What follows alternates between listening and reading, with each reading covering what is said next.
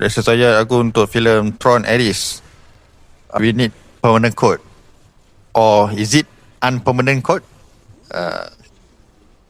Tiga benda aku suka pasal filem Tron Ares ni. Satu, obviously dia punya visual lah, memang lawa lah. Bila dunia Tron tu keluar dekat dunia sebenar, kau nampak flawless. Kau tak nampak macam terlampau kartun. Nampak real lah, nampak best. Second, aku suka dia punya action lah. Action dia dekat dunia sebenar tu, dia damage apa semua. Masa kapal tu terbang, lepas tu dia ada line-line Tron tu kan.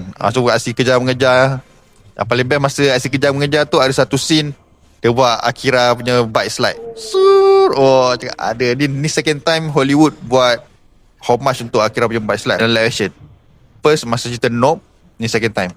Masa mula aku dah perasan lah, ini macam nak buat Akira ni.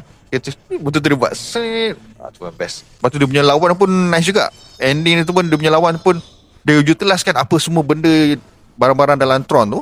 Contoh macam kan bila kau pakai batang tu kan, bila kau pusing-pusing kan, dah tinggalkan bekas kan. Kau boleh pijak benda tu lah, apalah.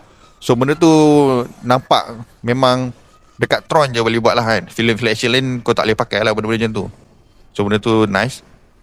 Dan nombor 3, aku suka dia punya storyline at the East lah. Dia introduce new character tau. So kau tak ada masalah untuk kenal character baru dan kau boleh follow dia punya jalan cerita dia. Kau tak ada rasa macam kena perlu study filem 1 filem 2. Basically macam mana kau nak print out apa-apa data daripada dunia Tron tu ke sini, diorang tak boleh kekal lama. Dari 30 minit je. So permanent code tu lah kunci dia untuk diorang kekal selama-lamanya lah. Benda tu dia punya main core untuk filem ni. Aku rasa perlu diperbaiki.